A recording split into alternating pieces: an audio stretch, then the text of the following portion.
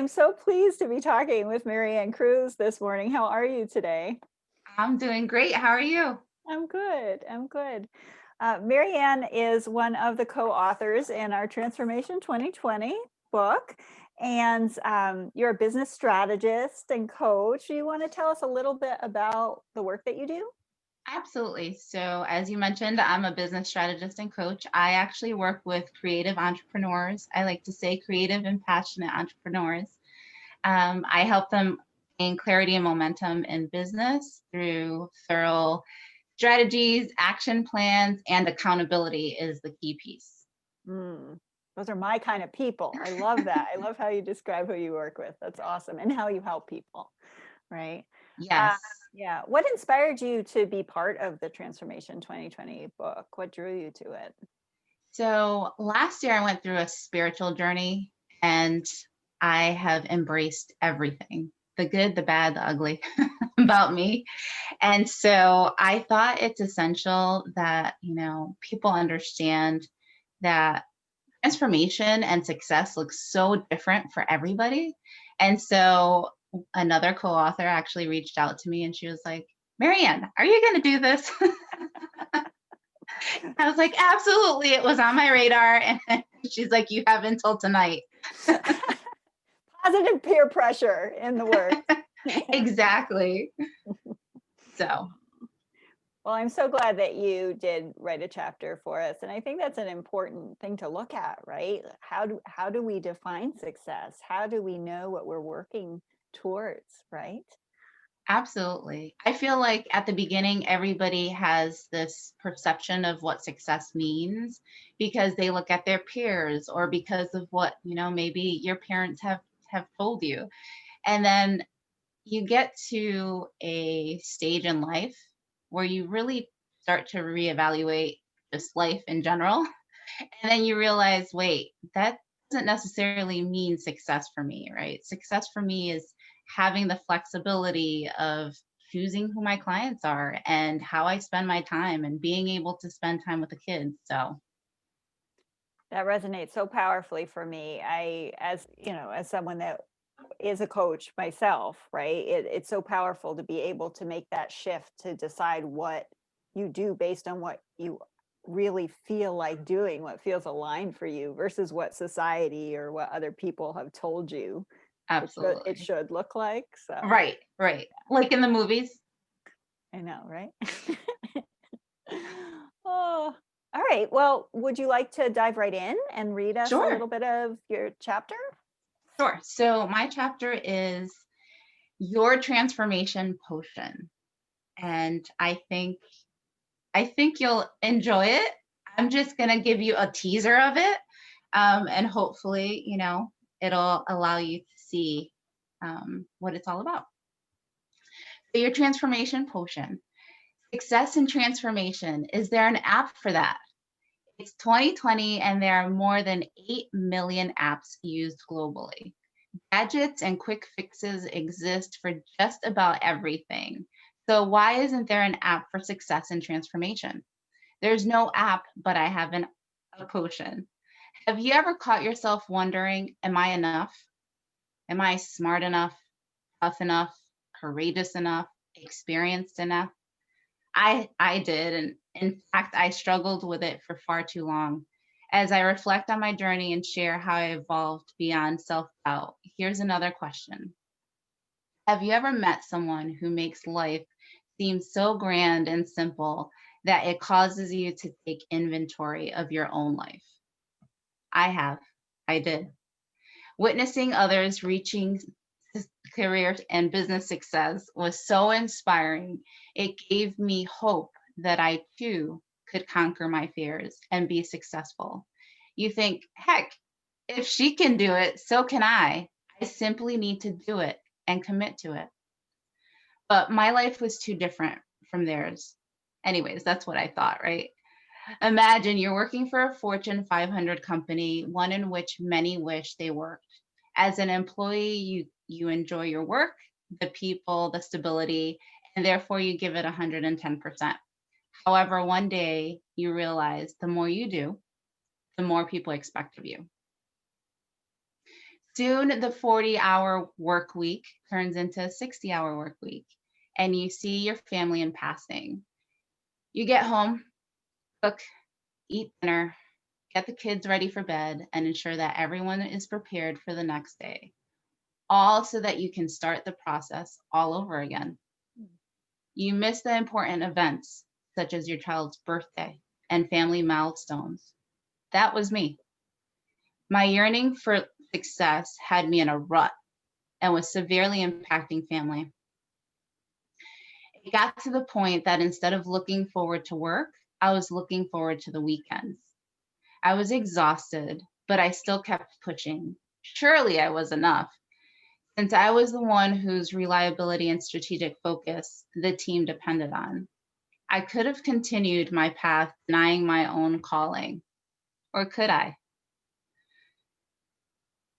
Things began rapidly changing at work. I had 4 new bosses in a 2-year period. Each time I found I had to prove myself yet again. Then there was mention of international travel for the team. This would have me traveling abroad. How could I ask this of myself and of my family? My work already had spilled into the weekends, and my family dynamic had changed. Now, with the understanding that I would be traveling more, they would feel abandoned. The questions my kids asked me were echoes of my own questions as a child. Mom, where are you going now? Why are you always working? But mom, it's Saturday. Why are you working again? Concerned with how my traveling would affect my family, I sat with my husband for a heart-to-heart talk. To call it a talk, it was more of like a vigorous discussion, would actually be putting it lightly, right? This was the kind of spill your guts moments that destroy so many marriages. When he heard more travel in the coming months, it threw him for a loop. That was natural considering he had just stopped his daily commute from Connecticut to New York City and was working remotely while absorbing the financial impacts of that decision in an effort to bring some balance to our lives. While we were both airing our feelings, something he said brought white lightning clarity. Maryann, what's the return on your investment at work? You have more than 20 years of business experience in helping others in their businesses. And I hear you giving it all away, all of your knowledge for free. What about the passion you've always had to be an entrepreneur? You always start and stop and start. Why the heck are you still working for someone else? Wow, he was right. There it was. At this rate, would I break down or have a breakthrough? We can't justify all of our sacrifices forever. It's when you realize the promise that you made to yourself of always being there for your children is quickly dissipating that you make a different choice. That day had arrived for me. That was the day I said, enough is enough. It instantly became a silent revelation. I didn't need to give any explanations. I said goodbye to my colleagues and finally followed the path that was meant to be. I was able to see clearly. I'd been overcompensating. As a child, I had often been negatively compared to others regarding my physical appearance, my personality, and everything under the sun. Figuring then that I wouldn't survive on my looks, I turned to books and worked my hardest at doing everything to perfection. I thought being the straight A student in adulthood would bring me success, but it hadn't. That perfectionism led me to analysis paralysis, fear of failure, fear of success. Yes, that is real. Self-sabotage and my struggle with imposter syndrome. The fear that I wasn't enough.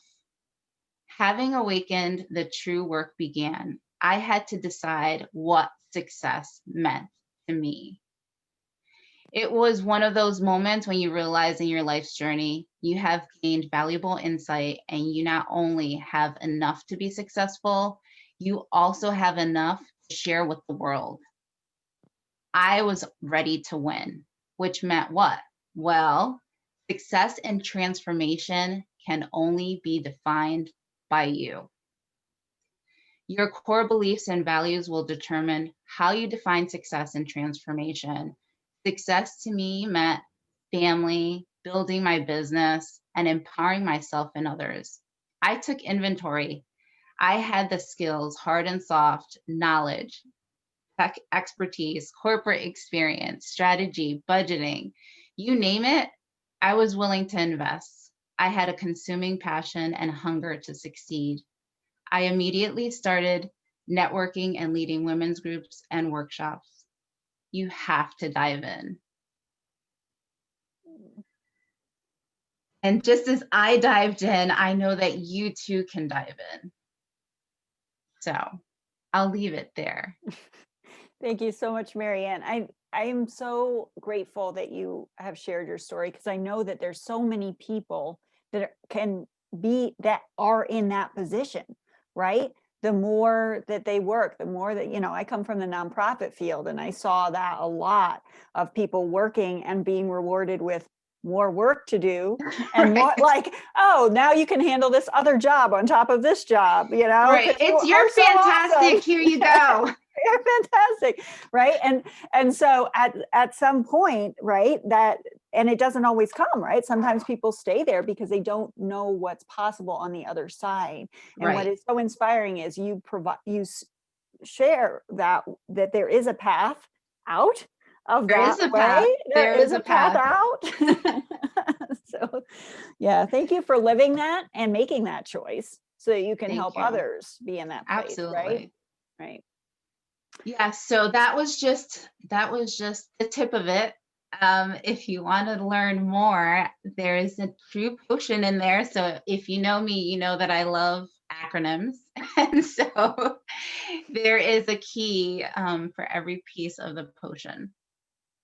I love how you wrote that. That's so exquisite and so lovely. So thank Thank you for you. doing that. And yeah, so the book is available, ebook, and the paperback will be released and available, I believe, this week at some point very soon. So thank you so much for contributing. It was such a joy to talk with you. Maryann, Likewise. how do people get in touch with you if they want to find out more about you and your work? So they can visit my website, which is maryanncruz.co. I'll be sure to put it in the comments, and it's info@maryanncruz.co. Perfect. Thank you, Maryann. Have a wonderful day. Thanks, you too. Bye. Bye.